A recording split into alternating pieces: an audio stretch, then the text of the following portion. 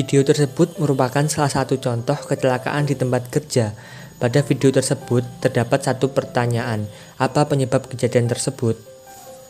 Menurut kelompok kami, penyebab dari kejadian tersebut adalah karena minimnya pengetahuan mengenai SMK 3, sehingga menimbulkan miskomunikasi terhadap satu pekerja dan pekerja lainnya, dan mengakibatkan kecelakaan terjadi. Apa yang dimaksud dengan SMK 3? SMK 3 yaitu Sistem Manajemen Keselamatan, Kesehatan, dan Kerja yang bertujuan menciptakan suatu sistem keselamatan dan kesehatan kerja dengan melibatkan unsur manajemen, tenaga kerja, kondisi lingkungan kerja yang terintegrasi dalam rangka mencegah dan mengurangi kecelakaan dan penyakit akibat kerja serta menciptakan tempat kerja yang aman, efisien, dan produktif. Apa tujuan pelaksanaan dari SMK 3? Tujuan pelaksanaan SMK 3 terbagi menjadi 3. Yang pertama, meningkatkan efektivitas perlindungan keselamatan dan kesehatan kerja yang terencana, terukur, terstruktur, dan terintegrasi.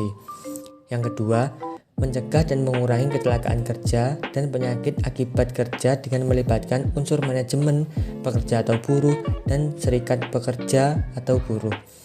Yang ketiga, menciptakan tempat kerja yang aman, nyaman, dan efisien untuk mendorong produktivitas.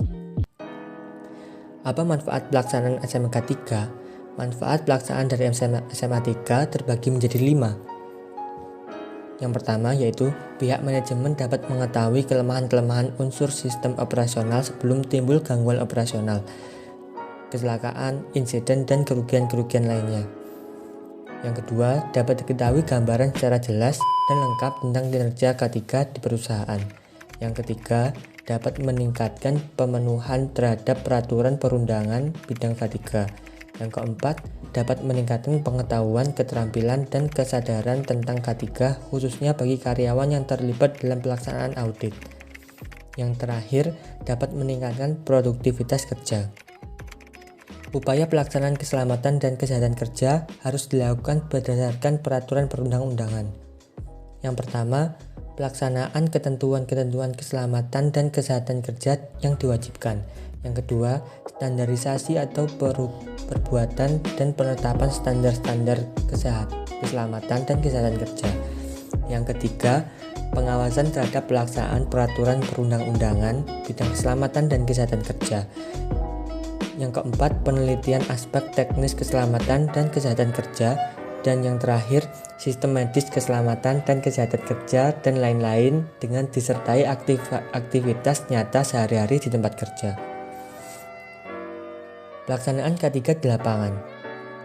Yang pertama, kegiatan keselamatan dan kesehatan kerja di lapangan berupa pelaksanaan safety plan yang meliputi pembukaan yang berisi yang pertama gambaran proyek, yang kedua pokok perhatian untuk kegiatan keselamatan dan kesehatan kerja, kemudian risiko kecelakaan dan pencegahannya, kemudian tata cara pengoperasian peralatan, dan yang terakhir alamat instansi terkait, rumah sakit, polisi, dan lain-lain.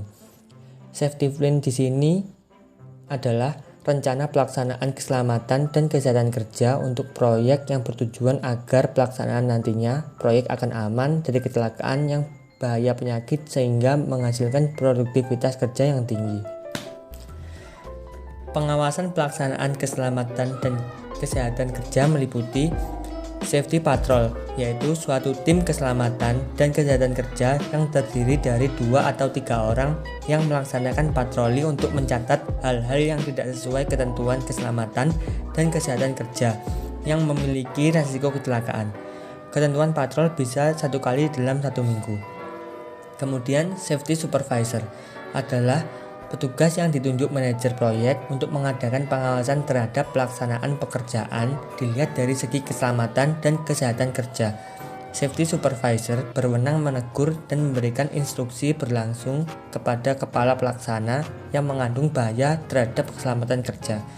Kemudian safety meeting, yaitu rapat dalam proyek yang membahas hasil laporan safety patrol maupun safety supervisor. Yang ketiga, pelaporan dan penanganan kecelakaan, terdiri dari pelaporan dan penanganan kecelakaan ringan, pelaporan dan penanganan kecelakaan berat, pelaporan dan penanganan kecelakaan dengan korban meninggal, kemudian pelaporan dan penanganan kecelakaan peralatan berat. Yang keempat, sistem izin kerja terbagi menjadi 5. Yang pertama, memberlakukan sistem izin kerja terhadap hasil identifikasi bahaya potensial. Yang kedua, menyediakan alat pelindung diri atau APD untuk seluruh pekerja yang membutuhkan sesuai dengan tugas dan bahaya potensial yang teridentifikasi. Yang ketiga, memberikan rambu peringatan K3 di setiap area yang memiliki risiko tinggi berdasarkan identifikasi bahaya potensial dan penilaian risiko serta pemantauan dan pengukuran lingkungan kerja. Kemudian yang keempat, melakukan pengendalian pengoperasian alat angkat dan angkut termasuk alat-alat berat agar tidak menimbulkan bahaya dan risiko terhadap keselamatan dan kesehatan kerja.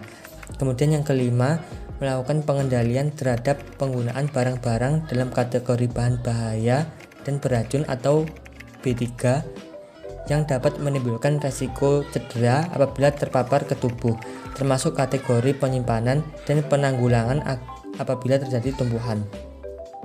Kemudian yang kelima, safety induction dan meeting dibagi menjadi 5. Yang pertama, melakukan safety induction dan safety meeting pada interval waktu yang ditetapkan untuk memberikan pemahaman, kesadaran, dan jaminan kerja yang aman. Yang kedua, menyediakan fasilitas pertolongan pertama pada kecelakaan atau P3K di area kerja.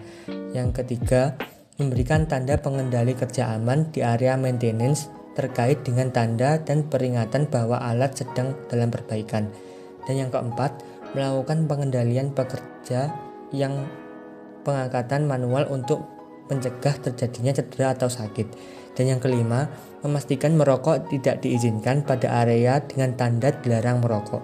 Untuk mencegah api dan menjaga lantai tetap bersih, abu rokok dan sisa rokok dibuang hanya pada asbak atau tempat yang telah ditentukan.